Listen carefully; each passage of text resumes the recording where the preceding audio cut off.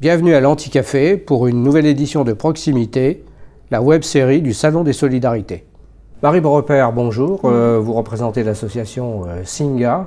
Alors Singa a un slogan, c'est « Accueillir les réfugiés renforce la société ». Au-delà du slogan que vous allez nous expliquer, de quoi est fait Singa et de quoi est fait son projet? Alors en fait, Singa France est né de l'imagination de deux personnes, Nathanaël Moll et Guillaume Capel, qui sont les cofondateurs, et qui ont observé en fait que les personnes réfugiées, une fois qu'elles ont obtenu leur statut, rencontrent des obstacles qui sont l'isolation, le manque de réseau professionnel, social, la barrière linguistique, le déclassement professionnel, et ils se sont dit une façon d'y remédier, c'est de construire une communauté. Et cette communauté, elle va permettre aux gens, ça va être une communauté qui est composée aussi bien de personnes réfugiées que de personnes non réfugiées, de toutes sortes de gens vraiment, avec plein de compétences diverses, avec plein d'envies diverses, et qui vont prouver que par l'initiative citoyenne, on peut permettre aux personnes réfugiées de porter des projets, puisqu'il y en a certains qui deviennent entrepreneurs, qui construisent des associations, tout ça en se reposant sur les connaissances et les compétences de personnes de la communauté. On crée également des événements, des espaces de rencontres, pour permettre en fait à chacun de communiquer et de se rencontrer, ce qui n'est pas du tout le cas, parce qu'une personne qui est réfugiée en France va rencontrer des Français uniquement dans un cadre professionnel, c'est-à-dire à la préfecture, Pôle emploi, etc. Et c'est pas vraiment le lieu de créer des amitiés en fait. Il s'agissait de mettre le citoyen au cœur d'une démarche, et le déclic, ça a été les réfugiés venus du Moyen-Orient. Non, Singa a été créé en 2012 en fait, donc le déclic est plus lié à l'évolution professionnelle de Guillaume et Nathanaël qui ont travaillé en Australie et au Maroc respectivement et qui en rentrant en France ont observé que la situation est exactement la même dans les trois pays, à ceci près qu'au Maroc, une personne réfugiée, si elle veut trouver du travail, doit être entrepreneur et créer son propre métier. Et alors là, ils se sont dit, mais pourquoi ne pas conserver ça en France? Pourquoi pas proposer aux gens de monter des projets s'ils en ont envie, en se reposant, voilà, et de créer des emplois, que ce soit le leur, mais également à terme aussi pour des personnes issues de la communauté française en fait. Donc l'accueil, l'intégration socio-économique, et au-delà de ça aussi quand même de l'interculturel et du culturel. Voilà, la création d'espaces d'échange où on peut se rencontrer, parler de nos points communs, de nos différences à travers des passions communes.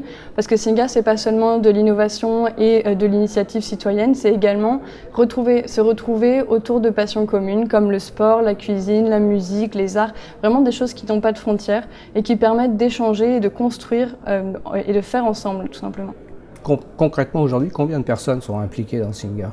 Alors par semaine, c'est 300 personnes qui sont impliquées dans ce qu'on appelle les tutorats, c'est-à-dire ce sont des binômes qui se rencontrent, qui sont mis en relation entre une personne souvent qui apprend le français et une personne qui le parle déjà, voilà, et qui sont mis ensemble à partir de passions communes et de projets communs, et qui vont parler français, mais pas seulement. L'objectif n'est donc pas d'être complètement bilingue en très peu de temps, mais bien de rencontrer quelqu'un, de faire connaissance avec une personne qu'on n'aurait pas rencontrée autrement. Et il y a aussi des événements, du sport, vraiment toutes les idées de la communauté sont les bienvenues et on fait de notre mieux pour les mettre en œuvre et que tout le monde puisse passer un bon moment. Dans toutes vos actions, alors il y a un projet qui a été relativement médiatisé, c'est Calme, oui. Qui veut dire comme à la maison. Alors tout à l'heure, je parlais d'innovation et Calme en fait partie, puisque Calme fait partie de ce qu'on appelle les réfugiés connectés, l'initiative de Singa. Et la base de cette initiative, c'est une étude internationale sur l'utilisation du digital par les personnes réfugiées. Donc le téléphone, smartphone, Internet, etc. Qui a mené à une recherche universitaire publiée et qui a prouvé qu'effectivement il y avait vraiment une utilisation d'applications, de sites web et qu'il faudrait, pour mieux accueillir les personnes réfugiées, s'en servir plus. À partir de ça, on a fait en janvier 2015 un hackathon, qu'on a rassemblé pendant 48 heures des webmasters, des graphistes, des spécialistes des personnes réfugiées, etc. et de l'accueil en France.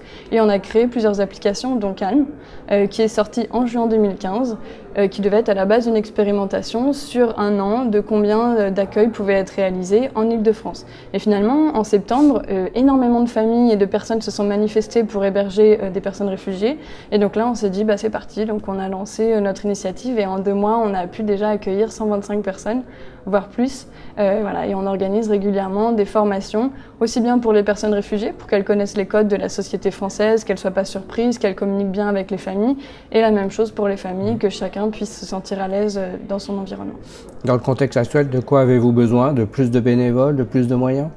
Les deux, effectivement, les deux. Pour l'instant, la mise en relation se fait par téléphone. On appelle les gens, on passe énormément de temps à communiquer, à échanger, aussi bien avec la personne réfugiée que la personne qui va accueillir. Et du coup, c'est vraiment quelque chose qui demande du temps. Donc, s'il y a des bénévoles qui ont le temps de faire ça, c'est un vrai plaisir. Surtout qu'on crée une communauté aussi autour de ça, de gens qui vont être formés à l'écoute, à échanger.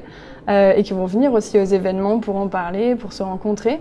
Et de l'autre côté, plus de moyens, effectivement, on est en train de lancer plusieurs projets numériques, dont la plateforme de Calm, le site web de Singa qui va mettre les événements en avant, où les gens accueillis et les accueillants vont pouvoir participer et se retrouver à l'extérieur, partager leur passion, montrer leurs capacités, leurs compétences avec le reste de la communauté en fait. Singa donc est un succès dans ce projet tel que vous nous allez l'écrire. Est-ce qu'il n'y a pas objet aujourd'hui à le définir de manière plus internationale dans d'autres pays? Tout à fait.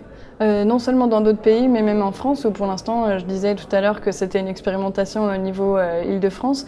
Ça a tellement bien fonctionné, il y a eu tellement d'envie de la part des citoyens de démultiplier Singa, qu'on est en train de se développer au niveau national, au nord comme au sud, à Lyon, Montpellier, Calais.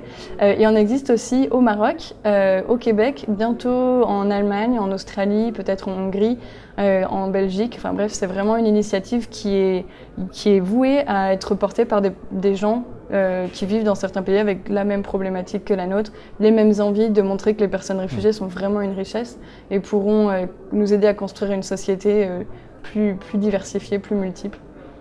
Merci beaucoup Marie Beaurepaire. Rien.